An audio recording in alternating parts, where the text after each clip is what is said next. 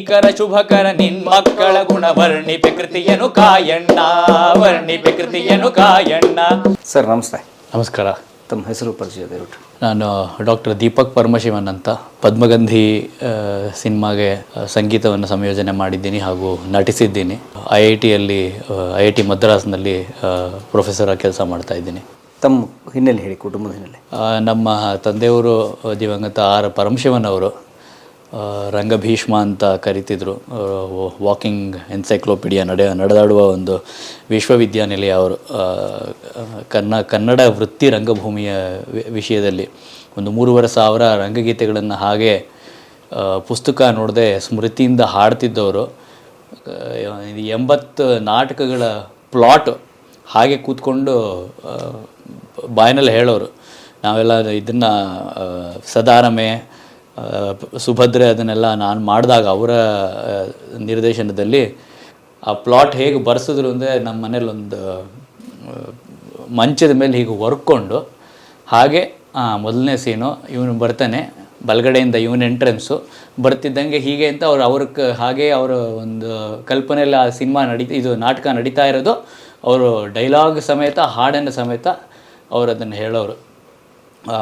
ಅವರ ಮಗ ನಾನು. ಹಾಗಾಗಿ ಅವರ ಮನೆಯಲ್ಲಿ ಸಂಗೀತ, ನಾಟಕ, ನಾಟ್ಯ ಇವೆಲ್ಲ ಸಾಕಷ್ಟು ನೃತ್ಯ ರೂಪಕಗಳಿಗೆ ಸಂಗೀತ ಸಂಯೋಜನೆ ಮಾಡೋರು. ಕನ್ನಡ ಮೊದಲು ಸಿನಿಮಾ ಶುರುವಾದಾಗ 1942ನೇ ಇಸ್ವಿಲಿ ಕೃಷ್ಣಲೀಲಾ, ಭಾರತಿ ಈ ತರಹ ಸಿನಿಮಾಗಳಲ್ಲಿ ಅವರು ನಟಿಸಿದ್ರು. ಬಾಲನಟನಾಗಿ ನಟಿಸಿ ಸಂಗೀತ ನಿರ್ದೇಶನ ಮಾಡಿ ಗುಬ್ಬಿ ವೀರಣ್ಣವರು ತೆಗೆದ ಫಿಲಮ್ ಅದು ಕೃಷ್ಣಲೀಲೆ, ಅದರಲ್ಲಿ ನಟಿಸಿದರು. ಆಮೇಲೆ ಕಾಳಿಂಗರಾವ್ ಅವ್ರ ಜೊತೆ ಸಂಗೀತ ನಿರ್ದೇಶನ ಎಲ್ಲ ಮಾಡ್ತಿದ್ರು ಆ ಸಿನಿಮಾಗೆ. ಹಾಗಾಗಿ ಆ ಪರಂಪರೆಯಲ್ಲೇ ಬಂದವನು ನಾನು. ಸಾಕಷ್ಟು ಸಂಗೀತದ ಎಲ್ಲ ವಿಚಾರಗಳು, ಸೂಕ್ಷ್ಮತೆಗಳನ್ನು ನಮ್ಮ ತಂದೆಯಿಂದ ಕಲಿತೆ. ಮನೆಯಲ್ಲಿ ಹಾಡುಗಾರಿಕೆ ಮತ್ತು ವೀಣೆ, ಹಾರ್ಮೋನಿಯಂ ಇದನ್ನೆಲ್ಲ ಹೇಳ್ಕೊಟ್ರು ನನಗೆ. ಅದಾದಮೇಲೆ ಅದರಲ್ಲಿ ಇನ್ನೂ ಆಳವಾಗಿ ಹೋಗೋಕ್ಕೆ ವೀಣೆಯನ್ನು ಮೈಸೂರು ಬಾನಿಯ ವಿದ್ವಾನ್ ದೊರೆಸ್ವಾಮಿ ಅಯ್ಯಂಗಾರ್ ಅವ್ರ ಮಗ D ಬಾಲಕೃಷ್ಣ ಅವರ ಹತ್ತಿರ ಮೈಸೂರು ವೀಣೆ ಕಲಿತೆ.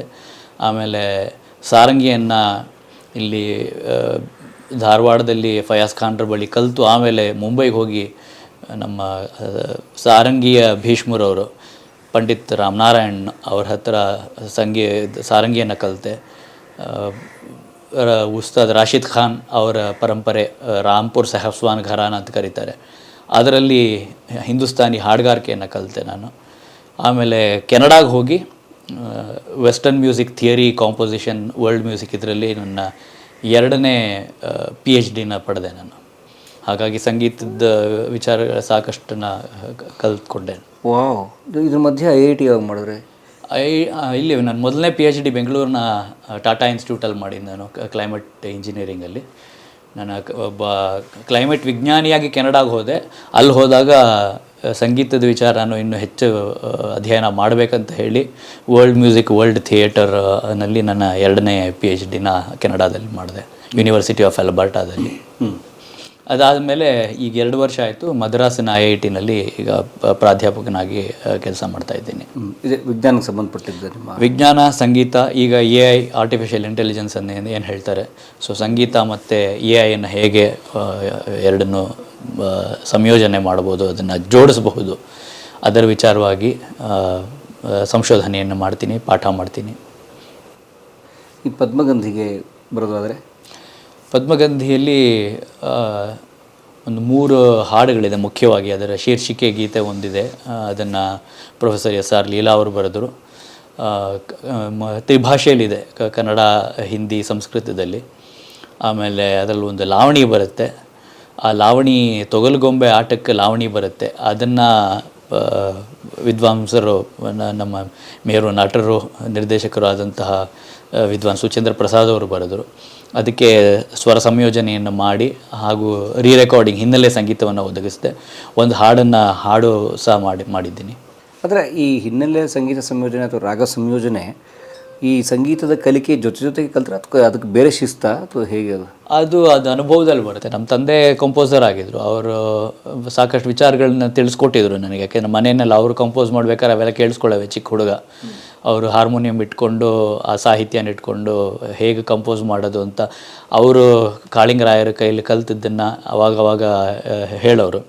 ಸಂಗೀತನ ತುಂಬ ಚೆನ್ನಾಗಿ ಹೇಳ್ಕೊಟ್ಬಿಟ್ಟಿದ್ರು ನನಗೆ. ಆ ಮೈಸೂರು ಪರಂಪರೆಯ ಅವರು ಬಿಡಾರಂ ಕೃಷ್ಣಪ್ಪನವ್ರ ಪರಂಪರೆ ಅಂತ, ಮೈಸೂರು ಆಸ್ಥಾನ ವಿದ್ವಾಂಸರು ಬಿಡಾರಂ ಕೃಷ್ಣಪ್ಪನವರು, ಅವರ ಶಿಷ್ಯರು ಆಸ್ಥಾನ ವಿದ್ವಾಂಸರು ದೇವೇಂದ್ರಪ್ಪನವರು. ಅವರು ನಮ್ಮ ತಂದೆ ನಾಟಕದಲ್ಲಿ ಹಾಡಿದ ಒಂದು ಕಂದ ಕೇಳಿ ಅಯ್ಯೋ ಇಷ್ಟು ಜ್ಞಾನ ಇದೆ ಈ ಹುಡುಗನಿಗೆ ಅಂತ ಅವ್ರನ್ನ ಕರ್ಕೊಂಡು ಹೋಗಿ ಮನೇಲಿ ಇಟ್ಕೊಂಡು ಊಟ ಹಾಕಿ ಸಂಗೀತ ಹೇಳ್ಕೊಟ್ಟವರು. ಆ ಸಂಗೀತನ ನನಗೆ ಚಿಕ್ಕ ವಯಸ್ಸಿಂದ ಮನೆಯಲ್ಲಿ ಹೇಳ್ಕೊಟ್ಟಿದ್ರು ನಮ್ಮ ತಂದೆ. ಹಾಗಾಗಿ ಸಂಗೀತದ ನಾಟಕದ ಸಂಗೀತ ನಮ್ಮ ಕನ್ನಡ ವೃತ್ತಿರಂಗ ಭೂಮಿಯ ನಾಟಕದ ಸಂಗೀತದಲ್ಲಿ ಬಹುಶಃ ಇಲ್ಲದೇ ಇರೋ ವಿಷಯವೇ ಇಲ್ಲ ಅಂತಲೇ ಹೇಳ್ಬೋದು, ಧೈರ್ಯವಾಗಿ ಹೇಳ್ಬೋದು. ಆ ತರಹದ ಒಂದು ಸಂಗೀತ ಇನ್ನು ನಾವು ಯಾವ ನಾಟಕ ರಂಗದಲ್ಲೂ ನಾವು ಕಾಣಕ್ಕೆ ಸಿಗಲ್ಲ, ನಮಗೆ ಕೇಳಕ್ಕೆ ಸಿಗಲ್ಲ. ಎಲ್ಲರೂ ವೃತ್ತಿರಂಗ ಭೂಮಿಗೆ ಮೂಲ ಮರಾಠಿ ನಾಟಕ ಅಂತ ಹೇಳ್ತಾರೆ, ಅದು ತಪ್ಪು. ಇಲ್ಲಿಂದ ಮಹಾರಾಷ್ಟ್ರಕ್ಕೆ ಹೋಯಿತು. ಸೊ ಕನ್ನಡ ವೃತ್ತಿರಂಗ ಭೂಮಿನೇ ಮೂಲ ಎಲ್ಲದಕ್ಕೂ ನಮಗೆ. ಇಲ್ಲಿಂದ ಹೋದಂತಹ ಒಂದು ಮೂವಿಂಗ್ ಥಿಯೇಟರ್ ನಾಟಕದ ಕಂಪನಿ ಸಾಂಗ್ಲಿ ರಾಜನ ಹತ್ರ ಹೋಗಿ ಮಾಡಿದಾಗ ಅವನದನ್ನು ನೋಡಿ ತುಂಬ ಸಂತೋಷಪಟ್ಟು ನಮ್ಮಲ್ಲೂ ಒಂದು ಸ್ಟಾರ್ಟ್ ಮಾಡಬೇಕು ನಾವು ಅಂತ ಹೇಳಿ ಮರಾಠಿ ನಾಟ್ಯಗೀತ್ ಅಂತ ಈಗೇನು ನಾವು ತುಂಬ ಪ್ರಸಿದ್ಧವಾಗಿದೆಯೋ ಅದಕ್ಕೆ ಕಾರಣ ನಮ್ಮ ಕರ್ನಾಟಕದ ವೃತ್ತಿರಂಗ ಸಂಗೀತ. ಹಾಗಾಗಿ ಅದನ್ನು ಕೇಳಿ ನಾನು ಕಲ್ತ್ಕೊಂಡವನು. ಅದರಲ್ಲಿ ಹಿಂದೂಸ್ತಾನಿ ಸಂಗೀತ, ಕರ್ನಾಟಕ ಸಂಗೀತ, ಪಾಶ್ಚಿಮಾತ್ಯ ಸಂಗೀತ, ಜಾನಪದ. ನಾವು ಹಿಂದೂಸ್ತಾನಿನಲ್ಲಿ ನಾವು ಕೇಳದೇ ಇರೋಂತಹ ಕಂಪೋಸಿಷನ್ಸ್ ಆಗನ ಲೇಟ್ 1800s 19ನೇ ಶತಮಾನ 20ನೇ ಶತಮಾನದ ಆದಿಯಲ್ಲಿ ಎಂತೆಂಥ ಸಂಗೀತಗಾರರು ಏನೇನು ಹಾಡ್ತಿದ್ರು. ಉಸ್ತಾದ್ ಫಯಾಜ್ ಖಾನ್ ಅವರು ಇರಬಹುದು, ಆಗ್ರಾ ಘರಾನದವರು, ಉಸ್ತಾದ್ ನಿಸಾರ್ ಹುಸೇನ್ ಖಾನ್ ಅವರು, ಅವರನ್ನೆಲ್ಲ ನಮ್ಮ ಪಾಪ ಮಹಾರಾಜರು ಕರೆದು ಅವರಿಗೆ ಇಲ್ಲಿ ಆಶ್ರಯವನ್ನು ಕೊಟ್ಟು ಆ ಸಂಗೀತವನ್ನು ಯಾರ್ಯಾರು ಮೈಸೂರಿನ ಅರಮನೆಯ ಸಂಗೀತಗಾರರಿದ್ದರು, ಆಸ್ಥಾನ ವಿದ್ವಾಂಸರಿದ್ದರು, ಅವರಿಗೆಲ್ಲ ಪಾಠ ಮಾಡಿಸಿ ಎಲ್ಲರೂ ವೆಸ್ಟರ್ನ್ ಮ್ಯೂಸಿಕ್ನ ಥಿಯರಿ 1 ಥಿಯರಿ 2 ಅಂತ 2 ವರ್ಷ ಥಿಯರಿ ಓದಬೇಕಿತ್ತು. ಅವಾಗ ಯಾರು ಆಸ್ಥಾನ ವಿದ್ವಾಂಸರಿದ್ದರೋ ಮೈಸೂರು ಆಸ್ಥಾನದಲ್ಲಿ ಅವರೆಲ್ಲರೂ ಸಹ ವೆಸ್ಟರ್ನ್ ಮ್ಯೂಸಿಕ್ಕು ಕಲಿಬೇಕಿತ್ತು. ಹೀಗಾಗಿ ತುಂಬ ರಿಚ್ ಅಂದರೆ ಅಷ್ಟು ಶ್ರೀಮಂತವಾದ ಸಂಗೀತ ನಮ್ಮ ಕರ್ನಾಟಕದ ವೃತ್ತಿರಂಗ ಸಂಗೀತ. ಅದನ್ನು ಕೇಳಿ ಕಲಿತು ಬೆಳೆದವನು. ಹಾಗಾಗಿ ನನಗೆ ಎಲ್ಲದರ ಒಂದು ಸ್ಥೂಲ ಪರಿಚಯ ಆಯಿತು.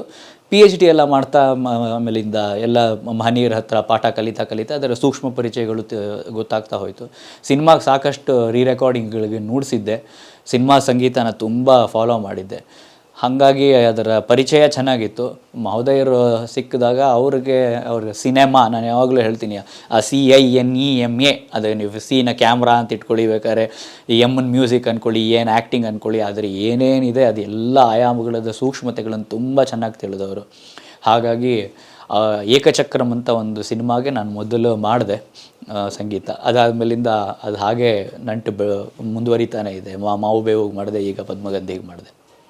ವಾವ್. ಡಿಸೆಂಬರ್ 12 ಬಿಡುಗಡೆ ಆಗ್ತಾಯಿದೆ. ಹೌದು, ಡಿಸೆಂಬರ್ 12 ಬಿಡುಗಡೆ ಆಗ್ತಿದೆ.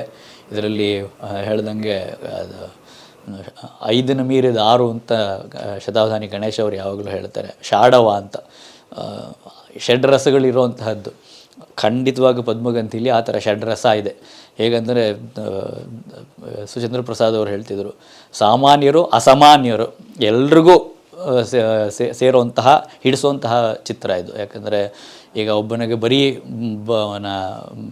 ಬೌದ್ಧಿಕವಾದಂತಹ ಒಂದು ಆಸೆ ರಾಸಿಕ್ಯ ಇದ್ದರೆ ಅವ್ರಿಗೆ ಆ ಬೌದ್ಧಿಕವಾದ ರಾಸಿಕ್ಯಕ್ಕೆ ಮಾತ್ರ ಏನು ಬೇಕೋ ಅದು ಇದೆ.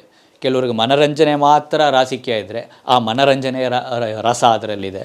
ಕೆಲವರಿಗೆ ಸಂಗೀತದ ರಸ ಮಾತ್ರ ಬೇಕಂದರೆ ಸಂಗೀತ ಇದೆ, ನಾಟ್ಯ ಇದೆ, ಶಿಲ್ಪಕಲೆ ಇದೆ. ಹೀಗಾಗಿ ಎಲ್ಲವನ್ನ ಅವರ ವರ್ಷಾನುಗಟ್ಟಲೆ ಒಂದು ಸಂಶೋಧನೆ, ಅದರ ಅನುಸಂಧಾನ ಪ್ರೊಫೆಸರ್ ಲೀಲಾ ಅವ್ರದ್ದು, ಅದಕ್ಕೊಂದು ಮೂರ್ತ ರೂಪನ ಕೊಟ್ಟು ಈ ಸಿನಿಮಾ ಮಾಡಿದ್ದಾರೆ ಸುಚೇಂದ್ರ ಪ್ರಸಾದ್ ಅವರು. ಇದನ್ನು ಖಂಡಿತ ಎಲ್ಲರಿಗೂ ಹಿಡಿಸೋಂತಹ ಚಿತ್ರ. ನೋಡಿ, ಮಕ್ಕಳಿಂದ ಮುದುಕರವರೆಗೂ ನಮ್ಮಲ್ಲಿ ಒಂದು ಸದಾರ ಮೇಲೆ ಒಂದು ನಾಟಕ ಬರುತ್ತೆ. ಈ ದೊರೆಗಳು ಉದ್ಯಾನವನದಲ್ಲಿ ವನಭೋಜನ ಮಾಡಿಸಿದ್ದಾರೆ, ಇದಕ್ಕೆ ಮುದುಕರು, ಮೋಟ್ರು, ಚಿಕ್ಕವರು, ದೊಡ್ಡವರು, ಬದುಕಿರೋರು, ಸತ್ತಿರೋರು ಎಲ್ಲ ಬರಬೇಕು ಅಂತ ಒಂದು ಸಮಸ್ಯೆ, ಒಂದು ಲೈನ್ ಬರುತ್ತೆ. ಹಾಗೆ ಎಲ್ಲರೂ ಬಂದು ನೋಡಬೇಕಾದಂತಹ ಚಿತ್ರ ಇದು. ಕಿಮಿತಿ ಬ್ರೂಮಃ ತವ ಮಹಿಮಾನಂ ಅಮಿತಭೂಷಣಭೂಷಾ ಗರಿಮಾಣಂ ಕಿಮಿತಿ ಬ್ರೂಮಃ ತವ ಮಹಿಮಾನಂ ಅಮಿತಭೂಷಣಭೂಷಾ ಗರಿಮಾಣಂ.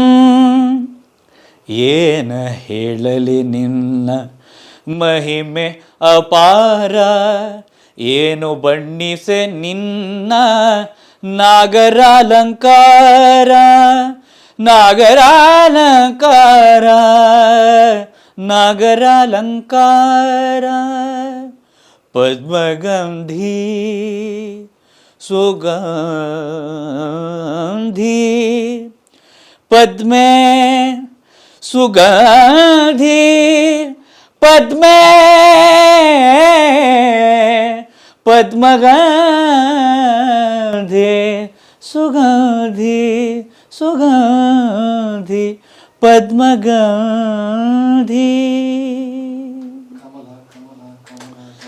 ಕಮಲಂ ಕಮಲಂ ಕಮಲಂ ರಕ್ತಕಮಲಂ ಸಮರತಂತ್ರ ಸಾಧಕಂ ಕಮಲಂ ರಕ್ತಕಮಲಂ ರಕ್ತಕಮಲಂ. ದ್ವೇಷ ವಿನಿರ್ಮುಕ್ತಂ, ತುಂಬ ಇಷ್ಟವಾದಂತಹ ಲೈನ್ ನನಗಿದು. ದ್ವೇಷ ವಿನಿರ್ಮುಕ್ತ ಇದರಲ್ಲಿ ದ್ವೇಷವಿಲ್ಲದಂತಹ ಕಮಲ.